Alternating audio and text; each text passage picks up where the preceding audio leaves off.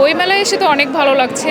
অনেক ধরনের বই আছে। সো স্পেশালি যেটা পছন্দ হবে, এখনও তো অনেক সময় আছে, ঘুরি নাই, পুরাটা ঘুরে যেটা ভালো লাগবে সেটাই না। মানুষের সমাগম বেশি, তাও আজকে ফ্রাইডে আরও বেশি ভিড়। সো এই জিনিসগুলো দেখে অনেক ভালো লাগছে যে না, এখনও বইয়ের প্রতি মানুষের ভালোবাসাটা আছে।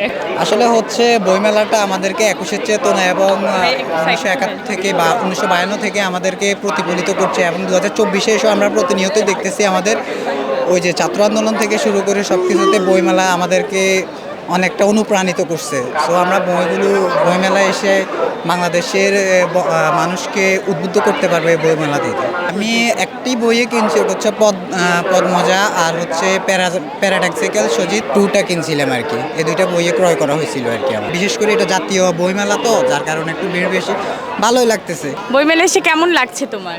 ভালো লাগছে। কোনো বই পছন্দ হয়েছে যে এই বইটা কিনবে তুমি? হ্যাঁ, কি বই? বিজ্ঞান নিয়ে কুইজ।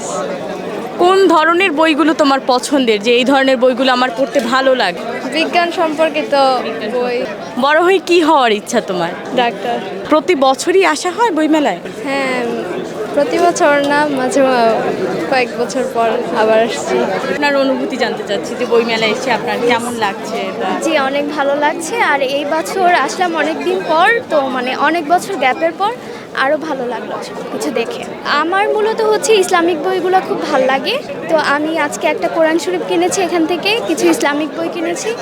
তো আমার মনে হয় ইসলামিক বইগুলো পড়া আমাদের খুব দরকার। একটা আছে আমার ক্যাট, বিড়ালের গল্প।